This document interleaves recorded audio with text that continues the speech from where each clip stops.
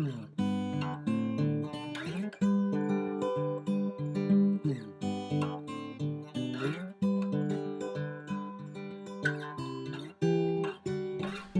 this is John from FlatCatGear. Today I'm going to talk about dry baking. There are a lot of ways to do dry baking in the world. In particular, I'm going to talk about the way that we've implemented on FlatCatGear. In this discussion, this is really a generic topic. I'm not talking about that you have to use our gear, you have to use our equipment. I'm trying to tell you this is a methodology that we use. It's transferable to your equipment and the way you want to cook. I'm just going to provide some guidelines right now on how to do that. So the first thing that's kind of different about the way we dry bake at FlatCatGear is we keep our stove temperatures low. What we do is we limit our stove outputs to around 100 to 75 watts of power output. We do this for two reasons. First is all our gear is designed around titanium pots, so we want to protect the pot. When you get to too high temperatures, you can get a large temperature differential between the heat you're putting in the pot and the sides, and that can cause oil canning of your pot. It'll bow out, you'll hear it make noise as you push it in and out. The second reason that we prefer low temperatures is it really improves the latitude of baking. Now our baking times are longer. We typically bake between 45 minutes and 60 minutes. But what we find with lower power, it gives you more latitude to watch your equipment, make sure everything's baking. And to date, we haven't burned anything. To me, that's an important thing about baking is, repeatability and robustness out in the field. That you can go out there, slightly windy conditions, slightly warmer, slightly colder, and the lower baking temperatures seem to have a lot more latitude. To dry bake the way we dry bake, you need to be able to control the output of your stove. So here's a chart for guidance. Again, our target is about 100 watts to about 75 watts. From this chart, you can see that if you brought 2 cups of water to a boil in 25 minutes, that's about 100 watts. So this technique, what we're saying is you can use a white gas stove, you can use an isobutane stove, you can use a number of different stoves, but this is, if you can control your stove to put this kind of power output out, then that's the methodology that we use. In our particular case, we find that Esbit-based stoves are actually more robust than alcohol stoves. Alcohol stoves have a tendency to get some thermal feedback from the bottom of the pot back into the stove and causes the burn rates to accelerate, and you can get this feedback cycle that gets a little bit out of control. Esbit doesn't seem to have that problem. We have a stove we call the Epicurean titanium stove. This stove will burn a single cube of Esbit at about 50 to 60 minutes, which makes it perfect for baking.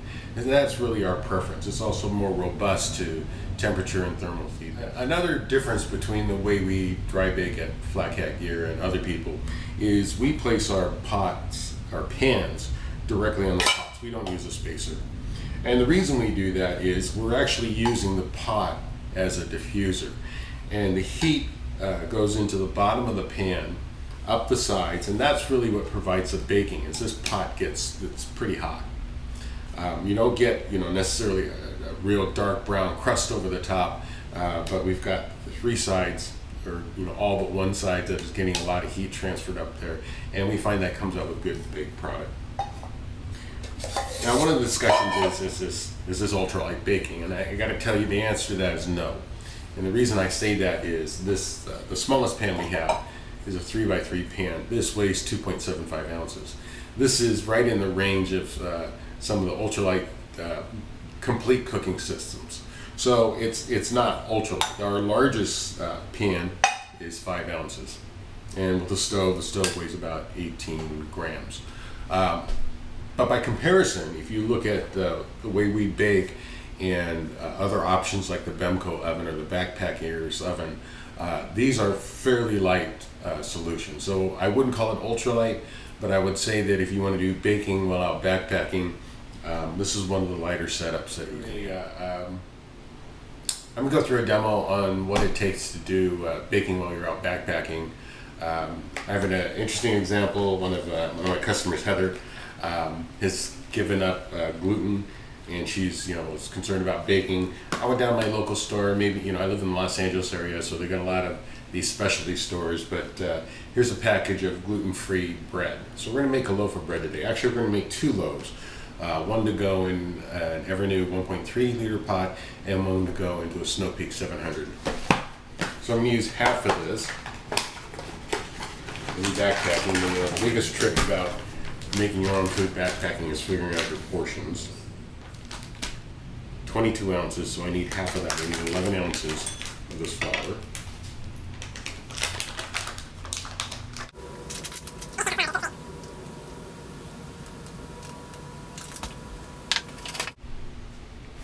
This recipe calls for 1 egg, so my standby is an Over Easy egg crystal.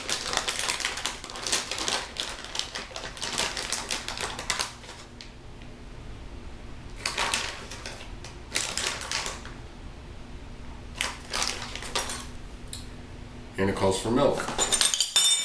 My standby is an Indo powdered milk.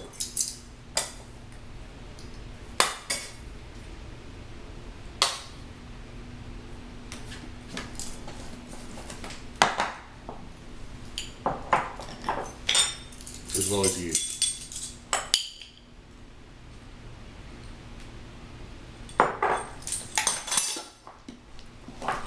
Now that would be my backpacking mix. Mix this all together. The only thing you need to do is add water. So mixed up, that's what I would put in a Ziploc bag. When I want to make bread, probably, let's say for evening, I'd add the water sometime mid-morning, knead it together in a Ziploc bag, and I usually throw it in the head of my backpack. A little warmer there, that way the yeast will rise.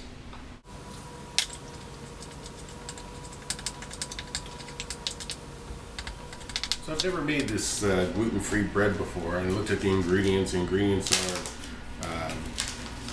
white flour, brown rice flour, potato starch, skim milk, cornstarch, sugar, and such. So I'm going to treat it just like I would regular bread. It's doubled in about size, so I'm going to try kneading it and then putting it in the pan and letting it rise a little bit more. I don't know if you need to knead it.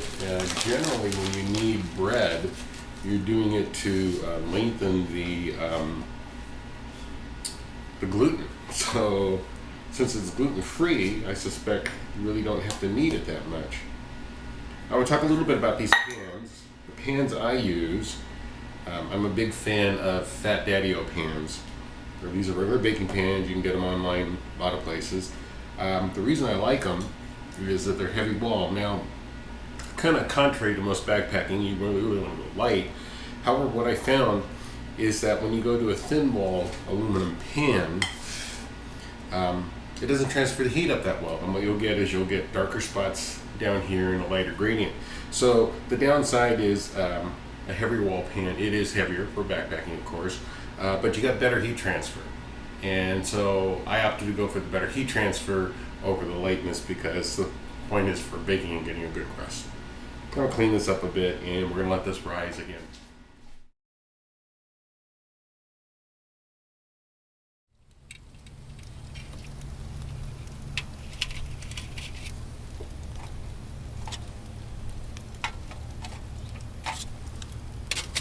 The baking process itself is pretty boring.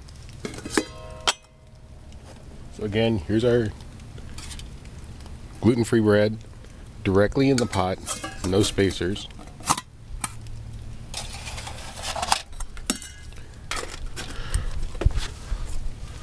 One of the things we do is we add an insulating lid on top. We use carbon fiber. Insulating the lid keeps the internal temperature about 5 to 10 degrees warmer. After that, once your stove is under control, there's nothing else to do. Just come back in about an hour. It's been about an hour. It's been over a little hour. There you go. Looks like the fuel's burned out. Looks like our loaf is pretty much done.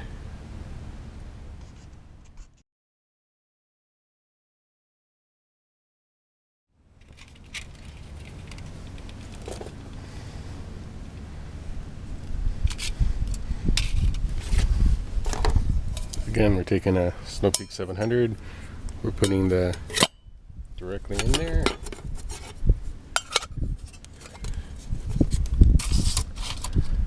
Now, since a mug is a smaller volume, this will probably cook in about 40 minutes. So we'll check back in about 40. It's been about 30 minutes. This is done. Might be a little overdone. We'll take it inside.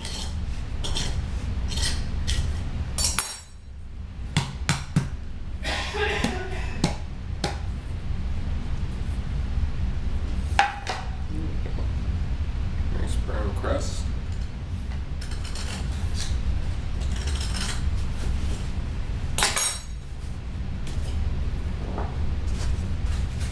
Alright.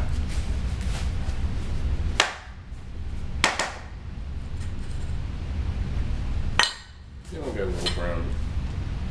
It's the first time I've ever used this gluten-free. Bread doesn't brown as much as this. Biscuit browns a little bit more than bread. This browns a little bit more. So this probably could have gone 25 minutes.